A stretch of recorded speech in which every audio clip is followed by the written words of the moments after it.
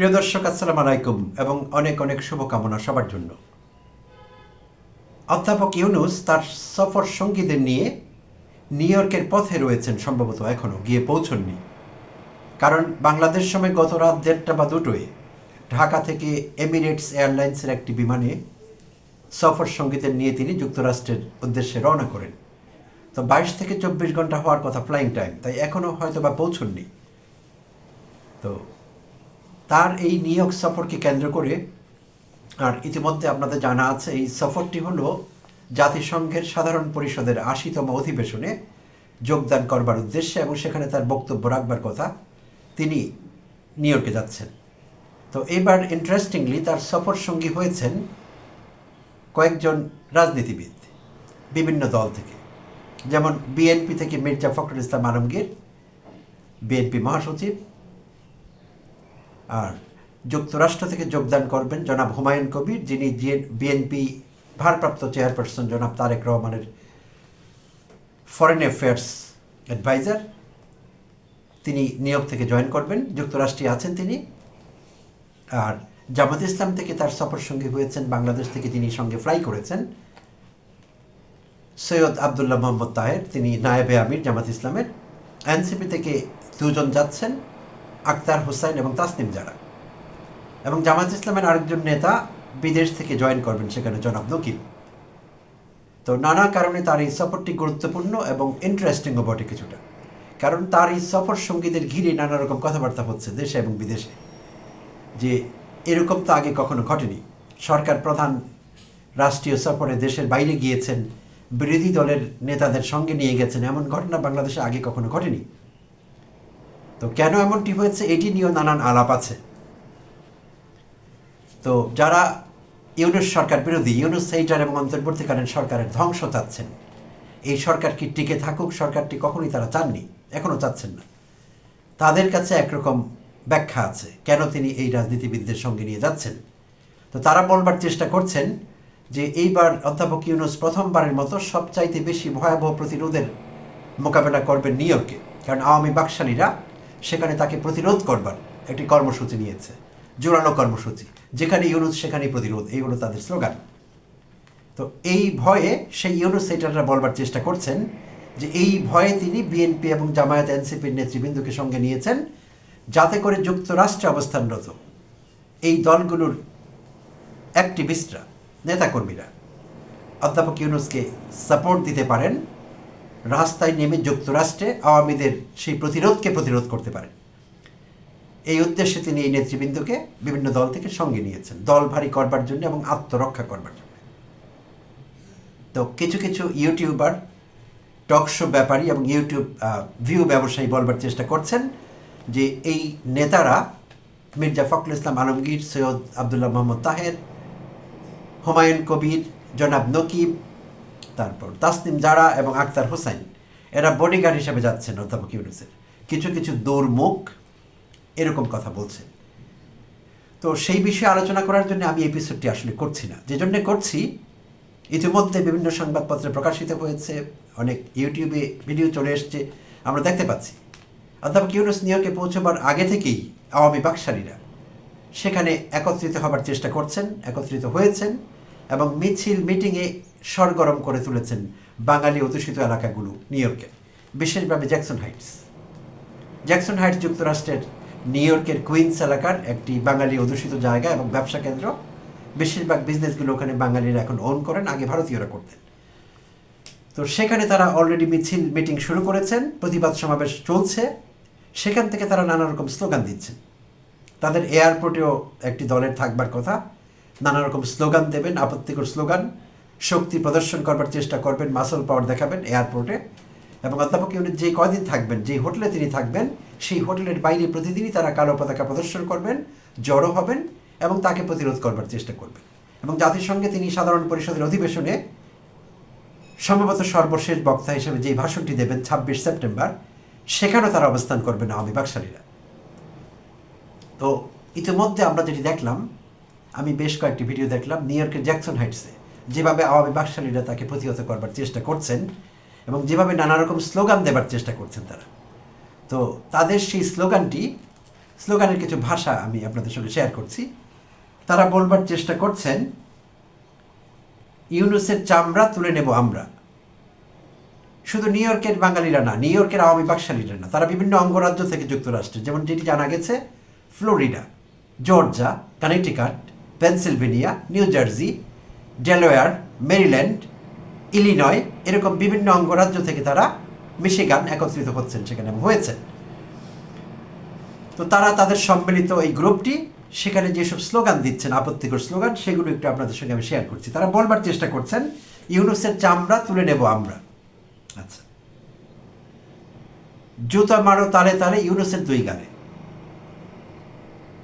আচ্ছা, তারা আরো বলবার চেষ্টা করছেন, killer Yunus step down, fascist Yunus step down, terrorist Yunus step down.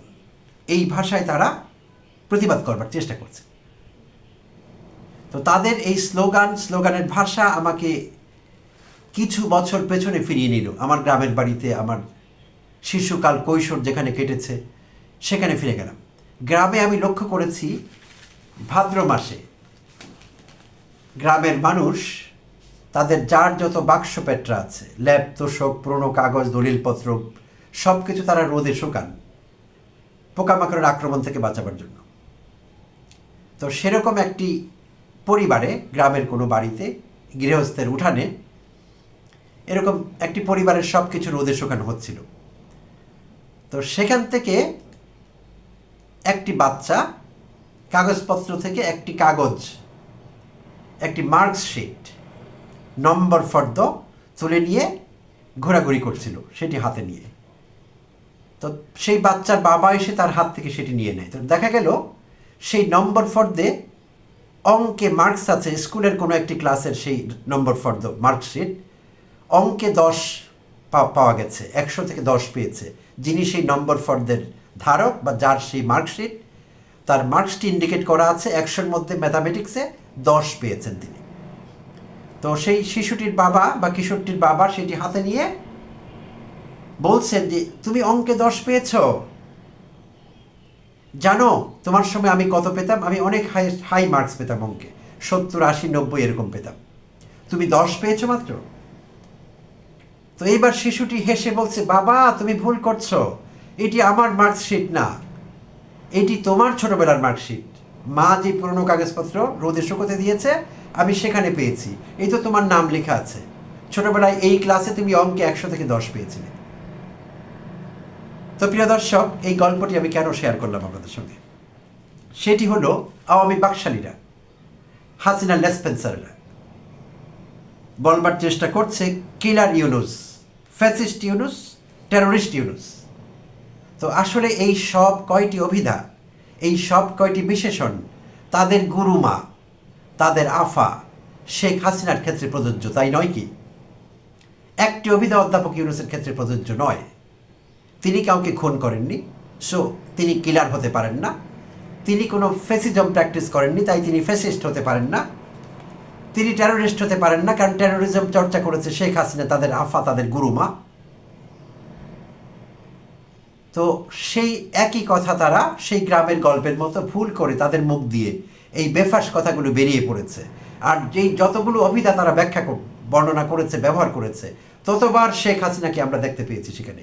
Sheikh হাসিনার চেহারা আমাদের সামনে ভেসে উঠেছে। যখনই কেউ কিলার বলে, আমাদের চোখের সামনে ভেসে ওঠে শেখ হাসিনার সেই বিধ্বংসী চেহারা, কিলারের চেহারা, খুনি হাসিনার চেহারা।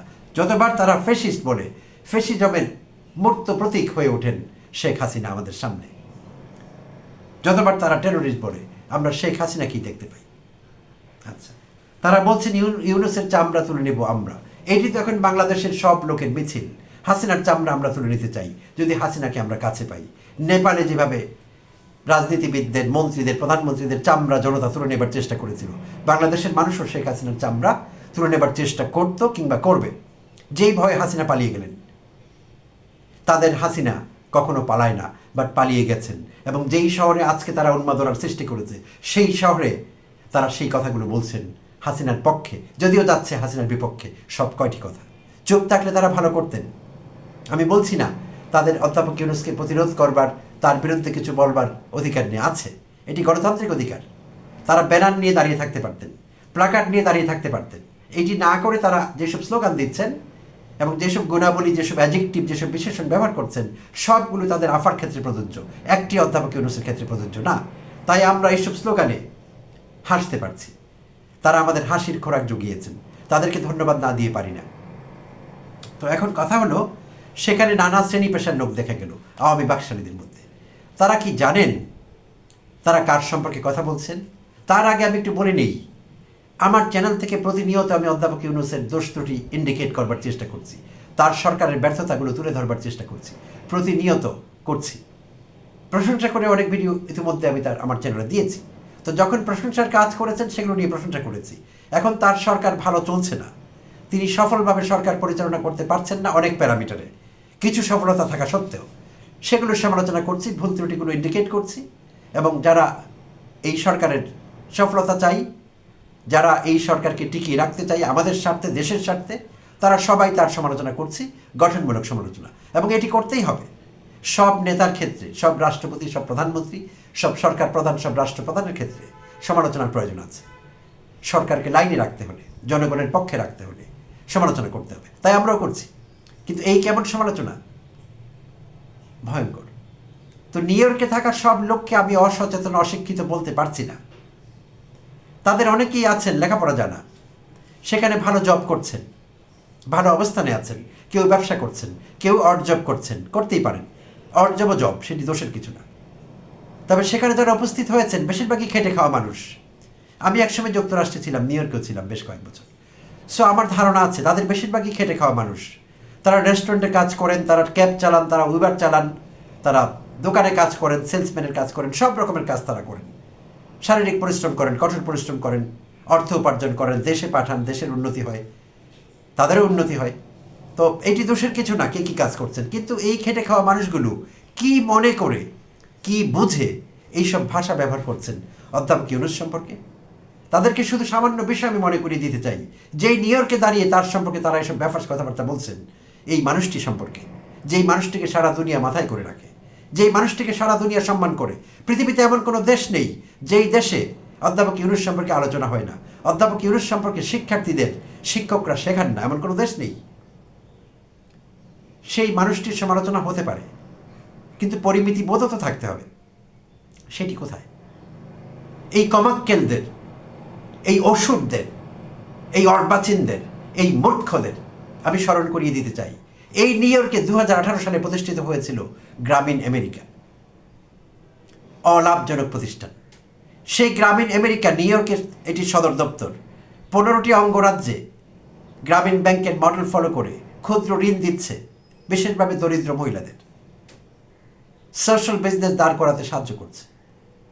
এই গ্রামীণ আমেরিকার বোর্ড অফ ডিরেক্টরসের চেয়ারম্যান অধ্যাপক ইউনূস, এবং এখন যিনি ডিরেক্টর হিসেবে কাজ করছেন তিনি অ্যাভন একটি মেডিকেল অ্যান্ড বিউটিফিকেশন বা বিউটি প্রোডাক্টের কোম্পানি।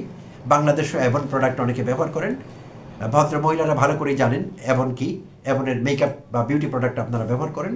$3 বিলিয়ন একটি কোম্পানি অ্যাভন। এই অ্যাভনের যিনি আগে ডিরেক্টর ছিলেন এবং চেয়ারম্যান এবং সিইও ছিলেন, সেই অ্যান্ড্রিয়া জুং, সে গ্রামীণ আমেরিকার ডিরেক্টর হিসেবে কাজ করছেন এখন। এবং তার নেতৃত্বে 15টি অঙ্গরাজ্যে গ্রামীণ ব্যাংকের সেবা কার্যক্রম, ক্ষুদ্র ঋণ প্রদান কর্মসূচি, সামাজিক ব্যবসা দাঁড় করাবার মডেল, এগুলো কাজ করছে 15টি অঙ্গরাজ্যে। সেই মূর্খদের, নিউ ইয়র্কে যারা পালন করছেন, হাত পা ছুটছেন, সেই মূর্খদের বলতে চাচ্ছি, তারা অধ্যাপক ইউনূস সম্পর্কে একটু লেখাপড়া করুন। করার প্রয়োজন আছে। তাদের মূর্খ আফা যা যা বলেছে তাদের গিলিয়েছে, তাদের কানে ঢুকিয়ে দিয়েছে। আফার সব কথা আক্ষরিক করছেন, এবার দরকার নেই। আফা ছিলেন আপাতমস্তক মস্তক মূর্খ একটা মহিলা, লেখাপড়ায় দুর্বল, বাংলায় পর্যন্ত দুর্বল ছিলেন। একটি বাজে কথা শিখিয়ে গিয়েছেন পুরো জাতিকে, স্বৈরাচার। এখন বাংলাদেশের সব মানুষ বলছে স্বৈরাচার, অমুক স্বৈরাচার, তমুক স্বৈরাচার। আফা স্বৈরাচারী এবং স্বৈরাচার এই দুটো শব্দের পার্থক্য বুঝেন না। আফা কথা বলতে গেলে বলতেন সচেতনতা তৈরি করতে হবে জনগণের মধ্যে, যদিও শব্দটি সচেতনতা। যিনি বাংলায় এই পরিমাণ দুর্বল, সেই আধা শিক্ষিত মূর্খ একটা আফার জন্যে তারা যে আস্ফালন করছেন, তাদের আমি অনুরোধ করবো অধ্যাপক ইউনূস সম্পর্কে 1 ঘন্টা পড়াশোনা করুন। জানতে চান তিনি কে, তিনি কেউ করেছেন, তিনি কি করেছেন, তিনি কি করছেন। সারা পৃথিবীতে তাকে নিয়ে এত আলোচনা কেন হচ্ছে? বাংলাদেশে তো আরও মানুষ আছে, তাদের নিয়ে কেন আলোচনা হচ্ছে না? আপনাদের আফা কি কম চেষ্টা করেছে নোবেল প্রাইজ পাওয়ার জন্যে? পেয়েছেন? পাবেন না, কারণ নোবেল প্রাইজ এত সস্তা না। দামি লোকদেরই দেওয়া হয় দামি কাজকর্মের জন্য, যেই কাউকে ধরে নিয়ে দেওয়া হয় না। মিথ্যে বয়ান তৈরি করলে নোবেল প্রাইজ পাওয়া যায় না। আফা কি কম লবিং করেছেন? আফার জন্য কম টাকা ব্যয় করা হয়েছে? কিচ্ছু লাভ হয়নি। আফা তো ডক্টরেট ডিগ্রি পাবারও প্রোগ্রাম নিয়েছিলেন। হাসান মাহমুদ তার এই প্রোগ্রামের ডিরেক্টর ছিলেন। কত বিনামূল্যে কত ডক্টরেট ডিগ্রি কিংবা টাকা দিয়ে হলেও আফার জন্য নিয়ে আসা যায়।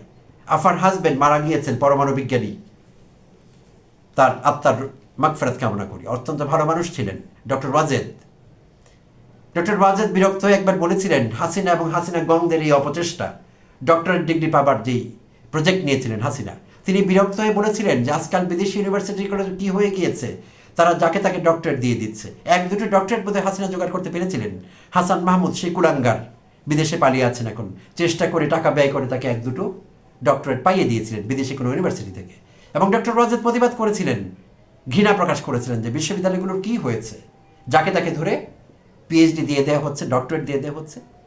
হাসিনা রুষ্ট হয়েছিলেন তার হাজব্যান্ডের কথায় এবং তাকে অত্যাচারও করেছিলেন। মরবার আগে হাসিনা দ্বারা অত্যাচারিত হয়েছিলেন তার হাজব্যান্ড ডক্টর ওয়াজেদ, এই কথা সচেতন মানুষের জানা আছে।